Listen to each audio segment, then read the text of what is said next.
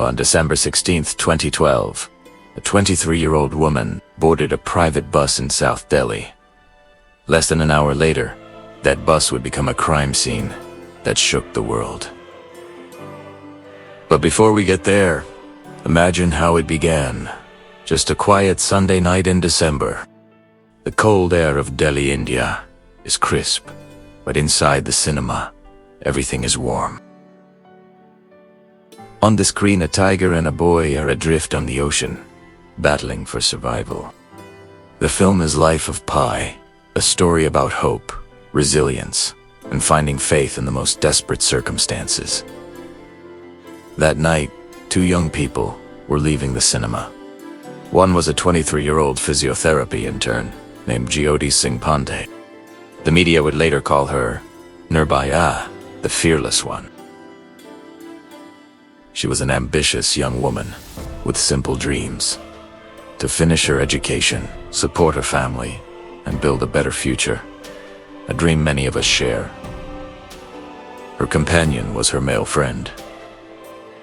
They were tired, happy, and heading home. At roughly 8:30 p.m., they flagged down a private bus near the Manerka bus stand. It looked like any other commuter bus, but it was, in fact, a wolf in sheep's clothing, an illegal charter vehicle being driven by a man named Ram Singh. Inside, 6 people waited. 6 men who saw not 2 weary commuters, but prey. 6 men who would, in the span of an hour, commit a crime so monstrous, so unthinkably savage, that it would rip open the fabric of an entire nation. This is not just the story of a crime, it is the story of a systemic wound. The attack on Nirbhaya was a brutal, personal tragedy. Yes, but it immediately became something much bigger. A gaping, festering wound on the conscience of Indian society. It exposed a deeply rooted, systematic epidemic of misogyny, patriarchy, and the devaluation of women's lives. It sparked protests, legislative change, and a massive, painful confrontation with a truth that many preferred to ignore. This is the case of Nirbhaya, and its legacy still echoes today, forcing us to ask, what happens when the line between civilization and savagery is erased in the heart of a nation's capital?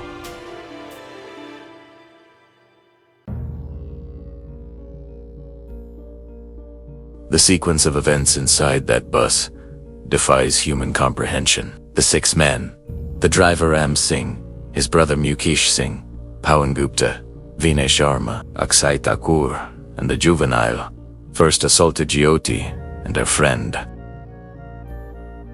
When her friend bravely tried to intervene, he was severely beaten into unconsciousness with a rusty iron rod.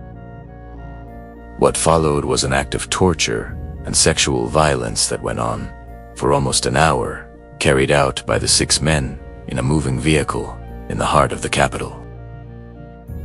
The details, as recounted in court and by the medical professionals who treated Nirbhaya, are almost impossible to process.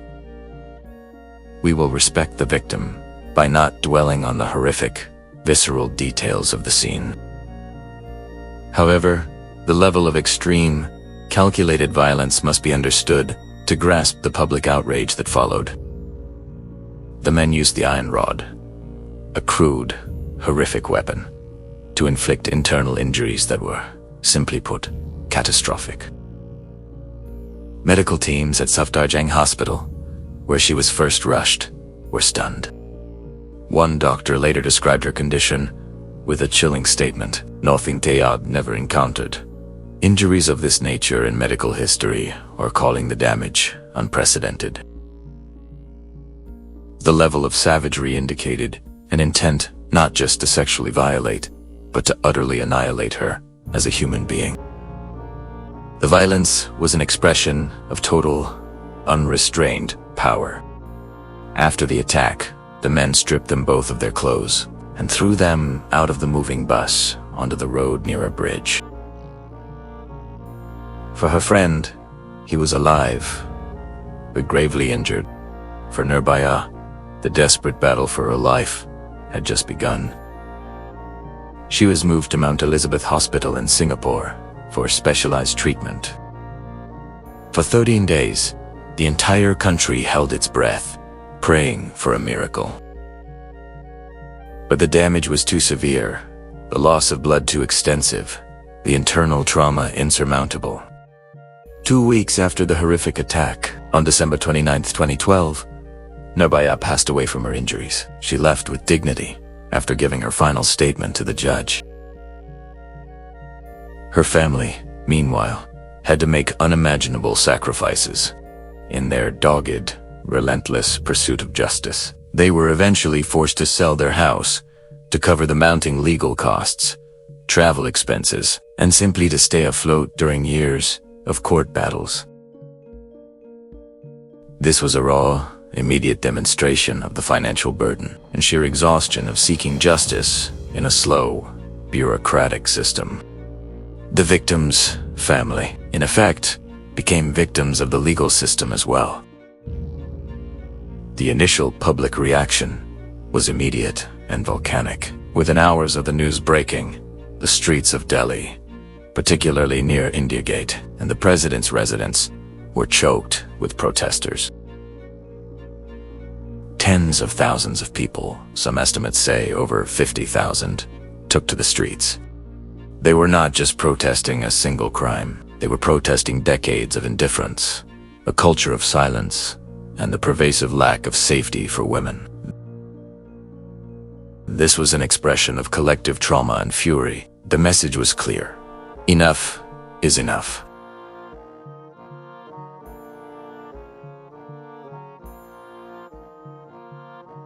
The Nirbhaya case quickly moved beyond the courtroom and became a national debate on the soul of India. What emerged was a toxic defense mechanism, a pervasive societal sickness that immediately sought to deflect blame. Victim blaming.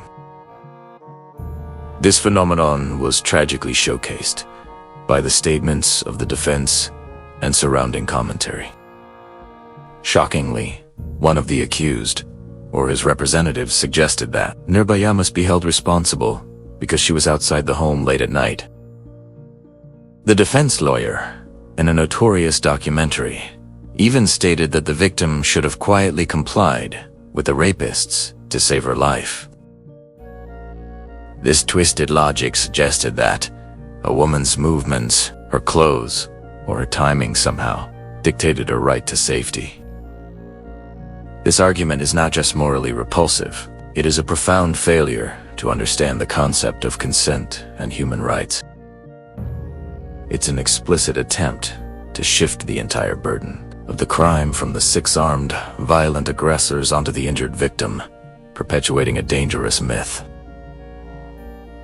This thinking wasn't unique to the accused or their families. It was symptomatic of deeply ingrained patriarchy and gender bias in Indian society.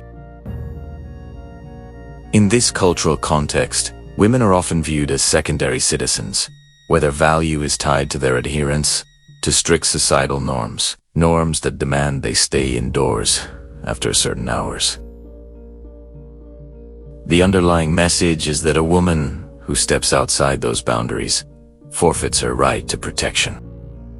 The Nirbhaya case forced the public to confront this deeply uncomfortable truth about gender relations. The public outrage was not just against the rapists, but against the very system that created the conditions for the violence and the subsequent commentary that sought to excuse it. The cultural problem was compounded by the bureaucratic problem, the agonizing slowness of the judicial process, which prolonged the suffering of the victim's family. The agonizing question became, why so late? Why did justice move at a glacial pace for a crime so universally condemned? The family's suffering wasn't just physical and emotional. It was extended across 7 years of court dates, appeals, and endless delays. This delay was a direct result of judicial overload and a legal system often described as labyrinthine. The defense, fully aware of the system's slowness, utilized every procedural loophole to delay the execution of the death sentence. They filed appeals, revisions, curative petitions, and mercy petitions. Each step was a form of psychological torture for Asha Devi, Nirbhaya's mother, who had to relive the tragedy countless times. It demonstrated how the very mechanisms designed to deliver justice could be weaponized to inflict further pain, turning the search for closure into an exercise in pure exhaustion. The systemic failure amplified the initial trauma, making the entire nation feel the weight of the family's protracted sorrow. The protests were a cry against this judicial inertia.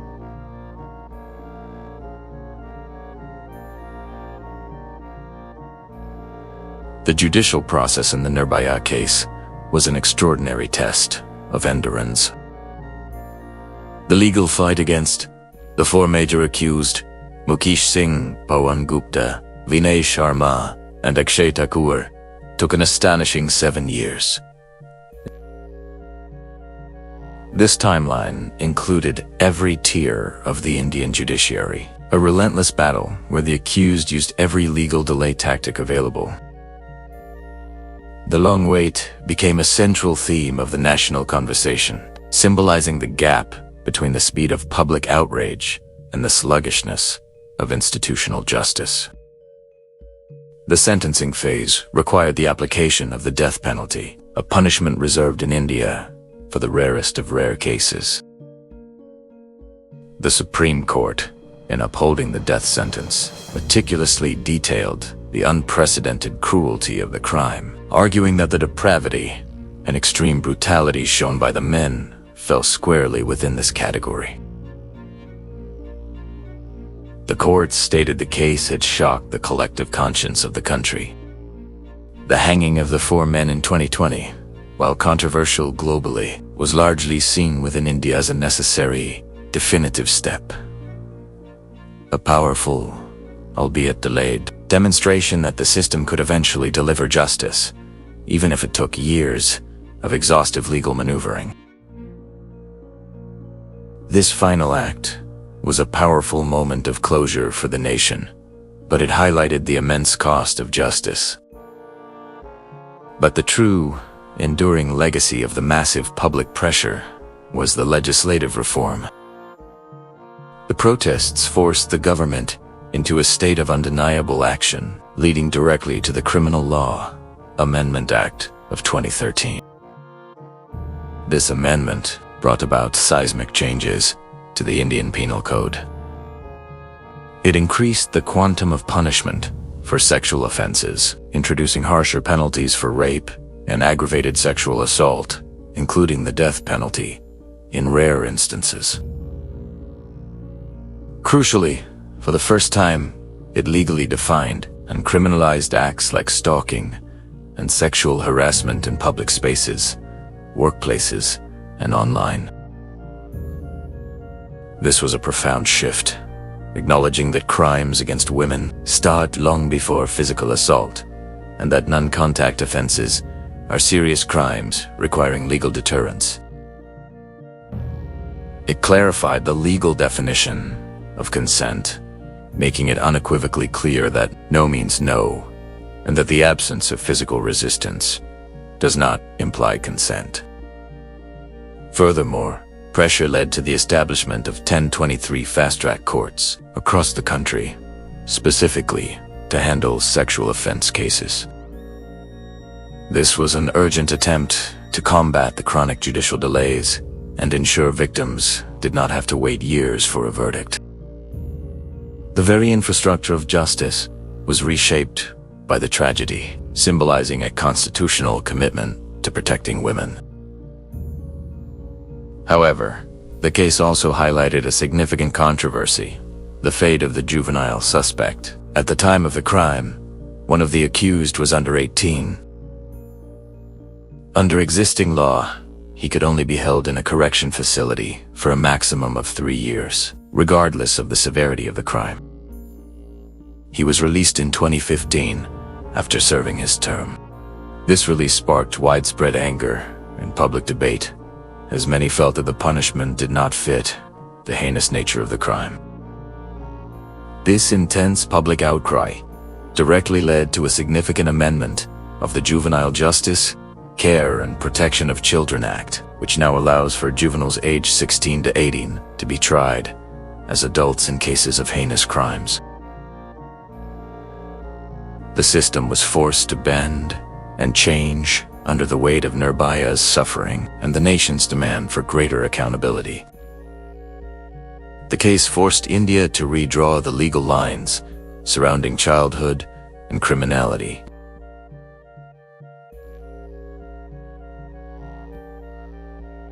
It is too easy, and perhaps too comforting, to dismiss the perpetrators of the Nirbhaya case as simple monsters. The truth, as is often the case in true crime, is far more complex and troubling. The 6 men were not disconnected from society. They were, in many ways, products of a broken one. Their profiles paint a picture of men who were largely marginalized. Many were from extremely poor economic backgrounds.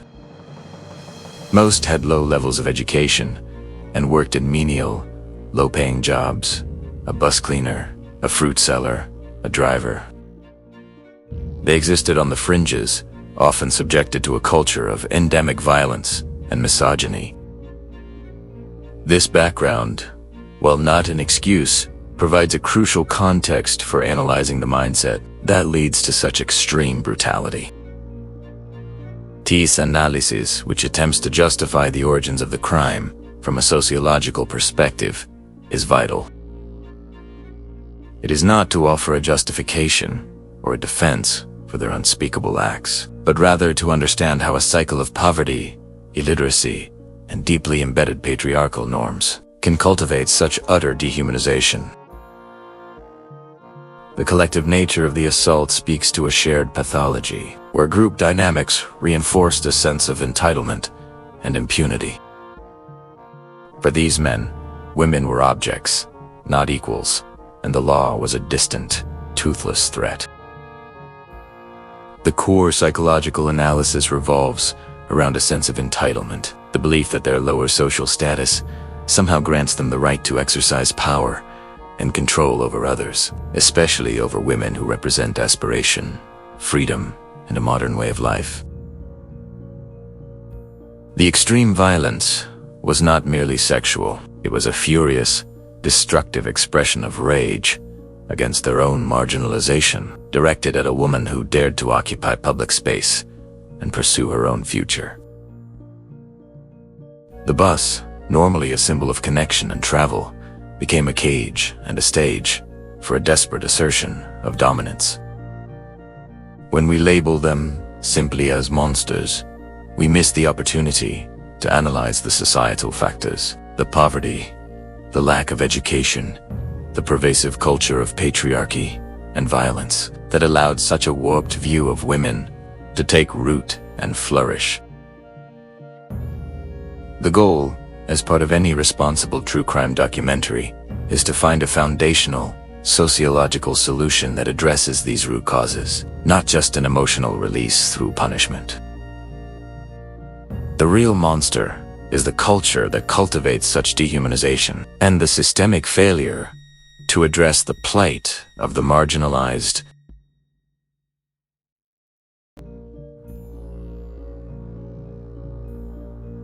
The repercussions of the Nirbhaya case were not confined to the borders of India. The sheer audacity and brutality of the crime, coupled with the mass public reaction, attracted intense international scrutiny. It became a global rallying cry and a tragic symbol for the worldwide struggle against sexual violence and gender-based discrimination. For many outside of India, it was a terrifying window into the reality faced by women in patriarchal societies globally. It forced conversations on the global stage about street safety, police accountability, and judicial response to sexual assault. The international media coverage of the widespread protests put immediate, intense pressure on the Indian government, ensuring the case would not be swept under the rug, as many others had been. More significantly, the Nirbhaya case was a potent catalyst for change far beyond India's legal reforms. The global attention it generated helped to lay the groundwork for a broader cultural shift. The intense focus on consent, victim blaming, and the silence surrounding sexual violence created an environment that allowed later movements to flourish. The public discourse became much more sophisticated, moving away from simple condemnation to deep structural critique. It can be powerfully argued that the widespread media coverage and raw public fury over Nirbhaya's case were a crucial precursor to the Me Too wave that swept the globe years later. The case fundamentally changed the conversation, making it less acceptable to dismiss or minimize the systemic nature of sexual violence. Nirbhaya's struggle and the nation's reckoning provided a grim, powerful foundation for the global demand for respect, equity, and the right to bodily autonomy. The very term Nirbhaya became synonymous with a persistent, unflinching fight against injustice, a legacy that continues to fuel global activism and demand accountability from governments worldwide.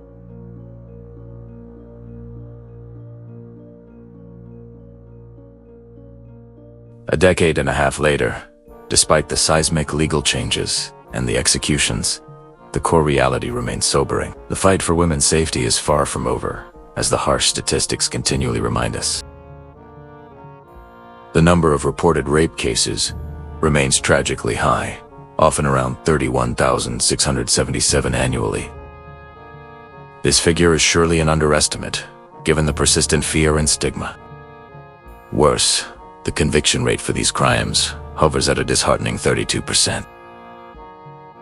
This low rate proves that, while the Criminal Law Amendment Act of 2013 transformed the statutes, the pervasive cultural attitude and systemic deficiencies in police and court procedures mean the promised safety remains elusive. The violence continues to scar the national conscience, but the true, unyielding light in this enduring darkness is the legacy of Asha Devi, Nirbhaya's mother.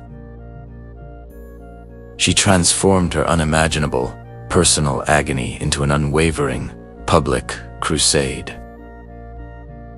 Even after the executions, she continues to advocate tirelessly for fundamental changes to law and culture. Her resolute image, a mother who refused to be silenced, is a powerful demand for a safer world, where her daughter's death was not in vain.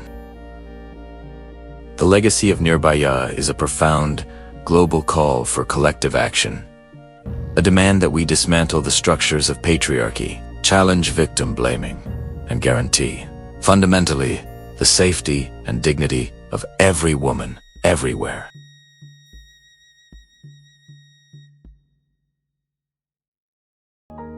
The Nirbhaya criminal case, the assault and subsequent passing of Jyoti Singh Pandey, exposed India's deepest societal flaws, but also demonstrated the power of public outrage to force change. It remains a watershed moment in the global fight for gender equality and justice. We extend our deepest condolences and heartfelt respect to Asha Devi, the family, and the loved ones of Nirbhaya for their enduring pain and their relentless fight for a better world. Their sacrifice has forced a nation and the world to confront uncomfortable truths about violence and patriarchy. The core lesson, the crucial takeaway from this tragic true crime story, is that systemic change requires more than just new laws or an investigation. It requires a daily, committed rejection of misogyny, silence, and the cultural tendency to look away. Thank you for joining us as we delved into this complex and painful criminal case. If you found this true crime documentary insightful and value our commitment to deep analysis, please consider supporting the channel. Like, subscribe, and share this video to keep this critical conversation alive. We'll see you next time as we explore another profound unsolved mystery or cold case.